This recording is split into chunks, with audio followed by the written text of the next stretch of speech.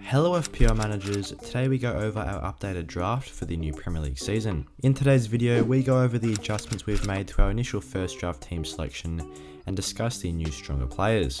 Don't forget to leave a like and subscribe as we try and hit 8k subs by the start of the new Premier League season, and with that being said, let's get into the video. So having a look at the brand new 15-man squad, Mendy is the first change to the team as he comes in goals instead of David Raya. Mendy for just £500,000 more looks to be a lot better value than Raya this season, and despite Raya having good save and clean sheet potential, Mendy's clean sheet potential is so much higher. With already 25% of managers owning Mendy, I do think he's going to be a popular pick for the Game Week 1 squads, as Chelsea's starting fixtures are excellent. Over the first 7 game weeks, Chelsea have 0 matches with an FTR rating of over 3, facing Everton, Spurs, Leeds, Leicester, Southampton, West Ham and Fulham in that time. So in this period, if Mendy can get 3 or 4 clean sheets, he will be one of the highest scoring keepers over the first 7 game weeks, and he has got a chance for a couple of saves as well. So for his price tag, he got more clean sheets than any other keeper, 5 million or below. Looking towards the defenders now, Trent Alexander-Arnold remains unchanged, as at £7.5 million there's no way he's departing my squad. Trent is currently the 3rd highest owned player in FPL and was the top scoring defender last year, so with his great fixtures starting with Fulham away, he's not going anywhere. Chilwell is another player that remains unchanged despite a lot of popularity going towards his teammate in Reece James. I believe Chilwell at 6 million is a nice differential. He does only have an 11.7% ownership at the time of recording, and after getting himself 3 goals and 1 assist in just a handful of games last year, if he can stay fit, he's going to be a great FPL asset for myself. I can definitely see why a lot of managers are going for Reece James, as his expected stats are very good, but Chilwell's are also very promising with definitely nice assist potential. Also, the fact that Chilwell was able to score 3 goals in just 500 minutes last season holds me in good hope that he can continue his goal scoring form in the new year.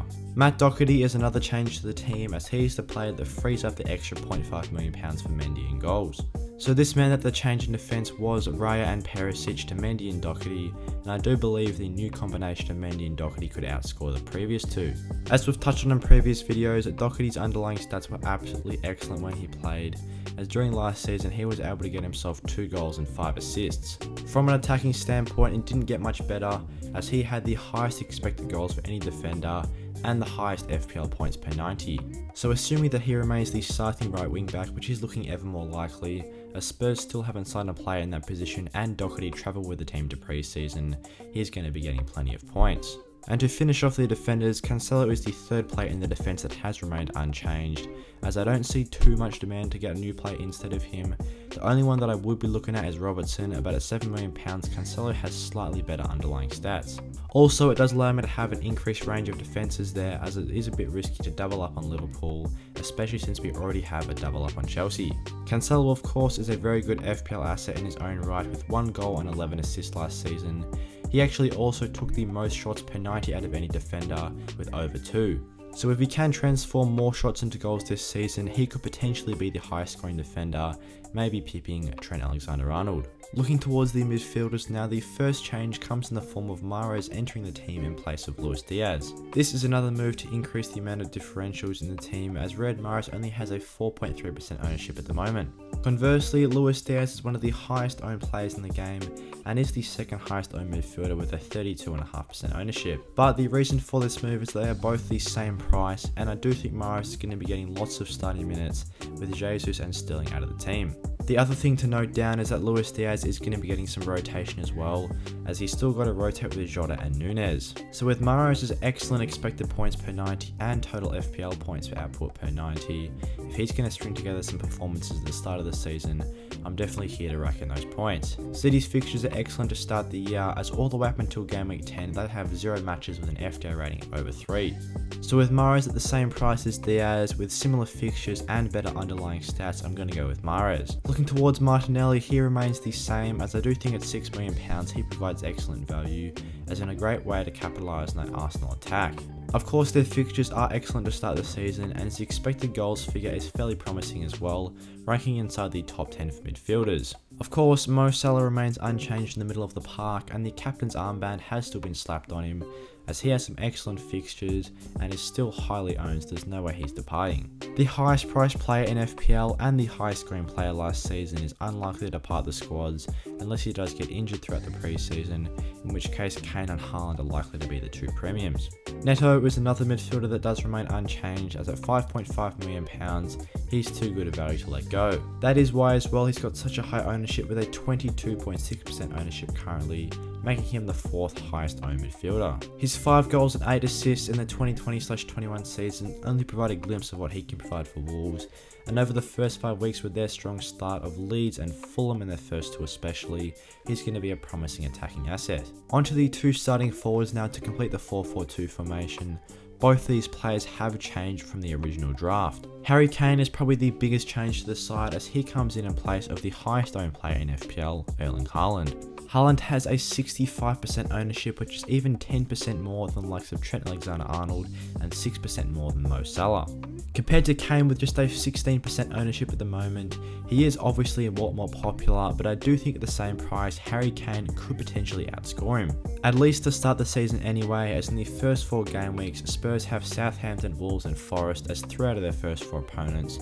So I do think, especially with these nice fixtures of Southampton and Wolves at home, Kane can cash in on those points. Kane didn't have his greatest season last year, getting himself just 17 goals and 11 assists, but in the previous season he was at his brilliant best with 23 goals and 14 assists, combining for 242 total points. Also, as far as underlying stats go, Kane has some of the best for all forwards last season, with a 0.53 xG per 90 and 0.25 xA. His expected goals figure ranks 3rd for all forwards, and expected assists figure ranks 2nd for all forwards last season, combining for a total of 0.78 expected involvements. His expected FPL points per 90 did rank 5th amongst all players last season in the forward line.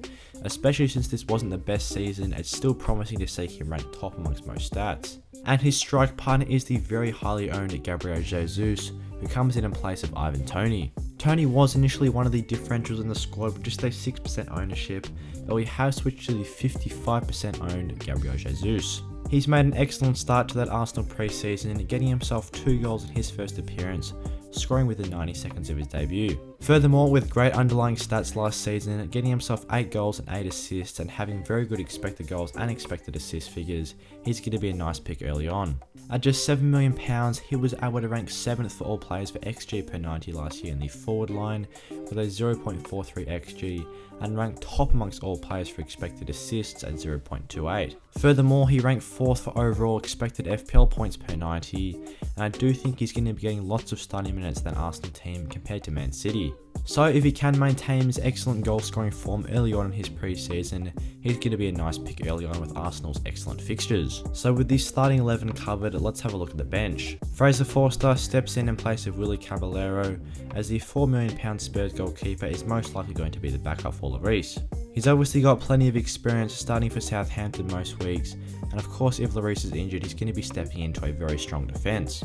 So if Lloris ever comes injured throughout the season, I know I'm going to have a playing a 4.0 keeper, which can be very useful.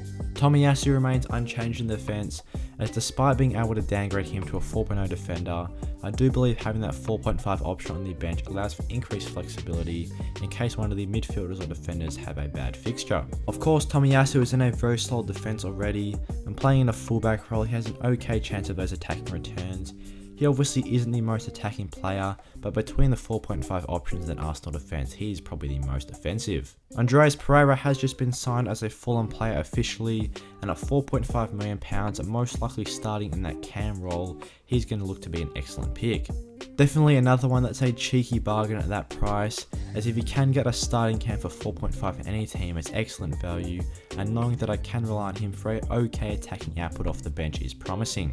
And with these upgrades to the starting 11, Undav has been downgraded to Greenwood, freeing up that extra £1 million, as Undav was previously priced at 5.5. The 4.5 Leeds forward is actually the 3rd highest owned forward in FPL at the moment, as a lot of managers are opting for that 1 forward or 2 forward formation.